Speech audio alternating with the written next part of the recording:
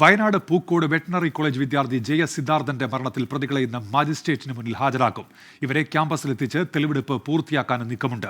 സഹപാഠിയോട് അപമര്യാദയായി പെരുമാറിയതിന്റെ വൈരാഗ്യത്തിലായിരുന്നു മർദ്ദനം എന്നാണ് പിടിയിലായ പ്രതികൾ പോലീസിന് നൽകിയ മൊഴി. കുറ്റക്കാരെ സംരക്ഷിച്ചെന്ന ആരോപണം സർവകലാശാല ഡീൻ ഡോക്ടർ MK നാരായണൻ തള്ളി. മർദ്ദന വിവരം അറിഞ്ഞപ്പോൾ തന്നെ ഇടപെട്ടെന്നും MK നാരായണൻ പറഞ്ഞു. അന്ന് CMന്റെ പരിപാടിക്ക് മുഖാമുഖം പരിപാടിക്ക് അസിസ്റ്റന്റ് വാർഡൻ കുട്ടികളെ കൊണ്ടുപോയിരിക്കുകയായിരുന്നു. അദ്ദേഹം കോഴിക്കോട് നിന്ന് എന്നെ 1:40 വിളിച്ച് പറഞ്ഞു ഒരു സൂയിസൈഡ് അറ്റംപ്റ്റ് നടത്തിയിട്ടുണ്ട്. അറിയിച്ചിട്ട് 10 മിനിറ്റിനുള്ളിൽ ഞാൻ ആ സ്പോട്ടിലെത്തിയിട്ടുണ്ട്. ആശുപത്രി കൊണ്ടുപോയി ജീവൻ രക്ഷിക്കാനുള്ള എല്ലാ നടപടികളും ശ്രമിച്ചിട്ടുണ്ട്. ആ ശ്രമത്തിൽ പരാജയപ്പെട്ടിട്ടുണ്ട്. ബന്ധുക്കളെ 10 മിനിറ്റിനുള്ളിൽ അറിയിച്ചിട്ടുണ്ട്. പ്രതികളെ രക്ഷിക്കാൻ കോളേജ് അധികൃതരുടെ ഭാഗത്തുനിന്ന് ശ്രമമുണ്ടായി എന്നാരോപിച്ച് പ്രതിപക്ഷ വിദ്യാർത്ഥി സംഘടനകളുടെ പ്രതിഷേധം തുടരുകയാണ്.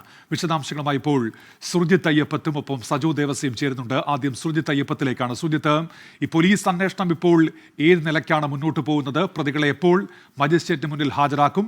എന്തൊക്കെയാണ് പോലീസിന്റെ ഭാഗത്തുനിന്ന് ഇന്ന് നമ്മൾ പ്രതീക്ഷിക്കേണ്ട നടപടിക്രമങ്ങൾ? സുർജിത്ത്.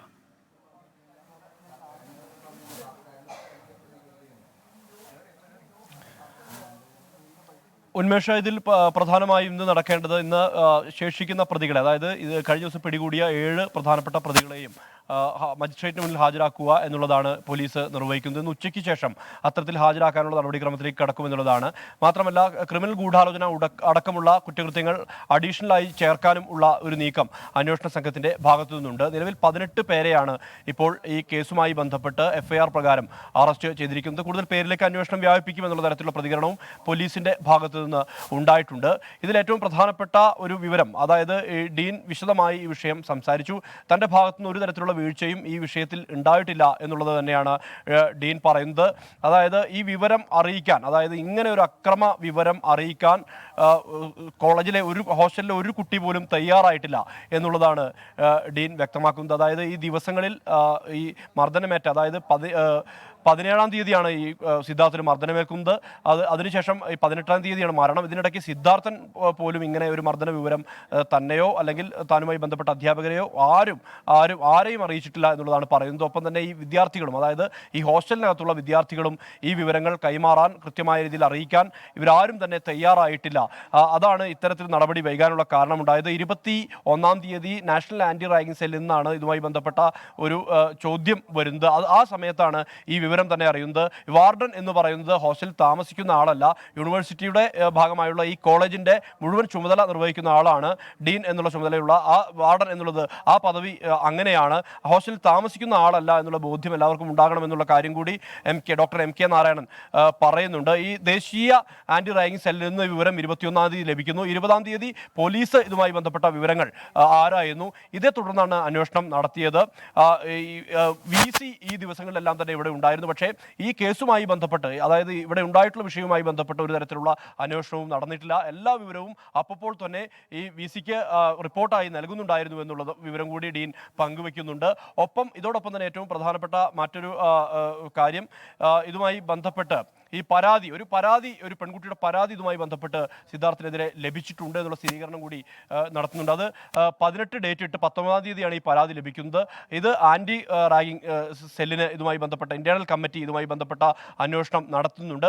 അതിൽ അത്തരത്തിലുള്ള എന്തെങ്കിലും തരത്തിലുള്ള ഇടപെടൽ പ്രശ്നങ്ങൾ ഉണ്ടായിട്ടുണ്ടെങ്കിൽ അതുമായി ബന്ധപ്പെട്ട അന്വേഷണം നടന്നു വരികയാണ് എന്നും പറയുന്നുണ്ട്. മാത്രമല്ല, ഈ കുറ്റകൃത്യത്തിൽ ഉൾപ്പെട്ട എല്ലാവർക്കും തക്കതായ ശിക്ഷ നൽകി. മറ്റൊരു പ്രധാനപ്പെട്ട ആരോപണം, വീട്ടുകാരുടെ ആരോപണം, ഡീൻ അല്ലെങ്കിൽ ഔദ്യോഗികമായി യൂണിവേഴ്സിറ്റി ആരെയും ഈ മരണവിവരം അറിയിച്ചിട്ടില്ല എന്നുള്ളതാണ്. പക്ഷേ ഈ മരണം നടന്ന് സ്ഥിരീകരിച്ച് 5 മിനിറ്റിനുള്ളിൽ തൻ്റെ മുമ്പിൽ നിന്നാണ് ഒരു PG സ്റ്റുഡൻ്റ് ആയിട്ടുള്ള ഡോക്ടർ ആണ് ആ വിദ്യാർത്ഥി കൃത്യമായ രീതിയിൽ അമ്മാവനെ ഈ വിവരം അറിയിച്ചിരുന്നു എന്നുള്ള കാര്യം കൂടി വ്യക്തമാക്കുന്നുണ്ട്. എന്തായാലും ഇനി പോലീസിന്റെ നടപടിക്രമം എന്ന് പറയുന്നത് കൂടുതൽ പേരിലേക്ക് അന്വേഷണം വ്യാപിപ്പിക്കുക എന്നുള്ളതാണ്. അത്തരത്തിൽ ദൗത്യത്തിലേക്ക് പോലീസ് കടക്കും എന്നുള്ള തരത്തിലുള്ള വിവരം തന്നെയാണ് നമുക്ക് ലഭ്യമാകുന്നത്. ഉന്മേഷ്.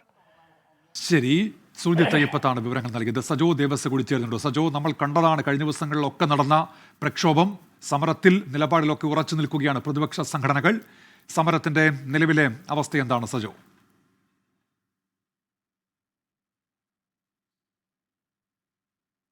ഉന്മേഷ, വലിയ പ്രതിഷേധ വേലിയേറ്റം പ്രതിപക്ഷ രാഷ്ട്രീയ പാർട്ടികൾ, കോൺഗ്രസ്, ഒപ്പം വിവിധ പ്രതിപക്ഷ വിദ്യാർത്ഥി യുവജന സംഘടനകളൊക്കെ വലിയ പ്രതിഷേധത്തിലേക്ക് പോയി. KSU അടക്കമുള്ള സംഘടനകളുടെ നിരാഹാര സമരം കോളേജിന് കവാടത്തിൽ തന്നെ തുടരുകയും ചെയ്യുന്നുണ്ട്.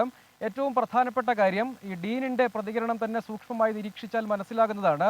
ഹോസ്റ്റൽ അല്ലെങ്കിൽ കോളേജ് അതൊരു ഈ ഹോസ്റ്റൽ പ്രത്യേകിച്ചും ഒരു നിഗൂഢ അധോലോക കേന്ദ്രമായി നിലനിർത്തുന്നതിന്, അതല്ലെങ്കിൽ പുറത്തേക്ക് വിവരം കോളേജിന്റെ പരിധിക്ക് പുറത്തേക്ക് പോകാതിരിക്കാനുള്ള ശ്രമങ്ങളൊക്കെ ഇതുമായി ബന്ധപ്പെട്ട് ഉണ്ടായി എന്നതാണ്. അതായത് പ്രധാനമായും പ്രതിപക്ഷ സംഘടനകൾ ആരോപിക്കുന്നതും അതാണ്. നേരത്തെ ഡീൻ തന്നെ സൂചിപ്പിച്ചതുപോലെ 18-ാം തീയതി ഡേറ്റ് ഇട്ട് 19-ന് ഒരു പരാതി ലഭിക്കുന്നു. അതാണ് പരാതി പരിഹാര സെല്ല് പരിശോധിക്കുന്നത്. അതായത് ഈ കാര്യത്തിൽ പോലും ആ ഘട്ടത്തിൽ ഈ സംഭവത്തിന്റെ യഥാർത്ഥ വസ്തുതകളെ കുറെയെങ്കിലും മറച്ചുവെക്കുക എന്ന ലക്ഷ്യം പോലും അതുണ്ട്. കോടതിയിലടക്കം കേസ് ഈ കേസിന്റെ ഘട്ടത്തിൽ, അന്വേഷണ ഘട്ടത്തിലൊക്കെ ദുരുപയോഗിക്കാനുള്ള സാധ്യതയുള്ള തരത്തിൽ അതൊരു രേഖയായി വരുന്നു എന്നതൊരു പ്രധാനപ്പെട്ട കാര്യം. ഒപ്പം ദുർബലമായ വകുപ്പുകളിലേക്ക് കാര്യങ്ങൾ പോകത്തക്ക വിധമുള്ള സാഹചര്യം ഒരുക്കൽ, അങ്ങനെ പ്രതികൾക്ക് സഹായകരമായ പല ഇടപെടലുകളും ഇതിലുണ്ടാകുന്നു. അതുകൊണ്ട് കൃത്യവും കണിശവും കർശനവുമായ അന്വേഷണം ഇക്കാര്യത്തിൽ ഉണ്ടാകണം എന്നതാണ് പ്രതിപക്ഷ സംഘടനകളുടെയൊക്കെ ഒരു പ്രധാനപ്പെട്ട ആവശ്യം. അക്കാര്യത്തിൽ യാതൊരു വീഴ്ചയും ഉണ്ടാകാൻ പാടില്ല. അല്ലെങ്കിൽ പ്രതികൾക്ക് ഭാവിയിലോ കേസ് കോടതിയിലെത്തുന്ന വേളയിലൊക്കെ സഹായകരമാകാൻ സാധ്യതയുള്ള പല കാര്യങ്ങളും തുടർച്ചയായി സംഭവിച്ചുകൊണ്ടിരിക്കുന്നു. അതുകൊണ്ട് പ്രതികളെല്ലാവരും പിടിയിലായാലും അറസ്റ്റിലായാലും അതിന്റെ കൂടുതൽ കാര്യങ്ങൾ, ആരെല്ലാം പ്രതികളെ സഹായിച്ചു, അവരെ രക്ഷിക്കാൻ ശ്രമിച്ചു, അതല്ലെങ്കിൽ ഇത് മറച്ചുവെക്കാൻ, ഒതുക്കി വെക്കാൻ ഒക്കെ ശ്രമിച്ചു എന്ന കാര്യം പരിശോധിക്കണം. ഇപ്പോൾ ഡീൻ പറഞ്ഞതിൽ തന്നെ അറിയാം, ഈ VC ഈ കോമ്പൗണ്ടിൽ, ക്യാമ്പസിൽ തന്നെ ഉണ്ടായിരുന്നു. പക്ഷേ അപ്പോഴും കാര്യമായ മറ്റ് നടപടിക്രമങ്ങളിലേക്കൊന്നും കടന്നിട്ടില്ല എന്ന് ഡീൻ തന്നെ പറയുന്നു. അങ്ങനെ വരെങ്കിൽ കൂടുതൽ ഗൗരവമുള്ള സാഹചര്യങ്ങളുണ്ട്. അതുൾപ്പെടെയുള്ള കാര്യങ്ങളിൽ വലിയ പ്രക്ഷോഭത്തിലേക്ക് പോകും. ഇന്നും നാളെയും ഒക്കെ പ്രക്ഷോഭ പരിപാടികൾ വിവിധ വിദ്യാർത്ഥി യുവജന സംഘടനകൾ പ്രഖ്യാപിച്ചിട്ടുണ്ട്. അതിന്റെ ഭാഗമായ പ്രതിഷേധങ്ങൾ തുടരുകയും ചെയ്യുന്നതിനൊപ്പം ഈ കേസിൽ ഏതെങ്കിലും തരത്തിലുള്ള അട്ടിമറി ഉണ്ടാകാതിരിക്കാനുള്ള ജാഗ്രത കൂടി വേണം എന്നൊരാവശ്യവും പ്രതിപക്ഷ സംഘടനകളെല്ലാം ഒന്നുചേർന്ന് ഉന്നയിക്കുകയും ചെയ്യുന്നുണ്ട്. ശരി, സജോ ദേവസ്യാണ് വിവരങ്ങൾ നൽകിയത്. ലോകത്തെവിടെയായാലും ഏത് സമയത്തും 24 വാർത്തകളും ഓഗ്മെന്റഡ് റിയാലിറ്റി പാക്കേജുകളും എക്സ്പ്ലെയിനറുകളും വിശദമായി കാണാൻ ഞങ്ങളുടെ യൂട്യൂബ് ചാനൽ നിങ്ങൾക്ക് സബ്സ്ക്രൈബ് ചെയ്യാം.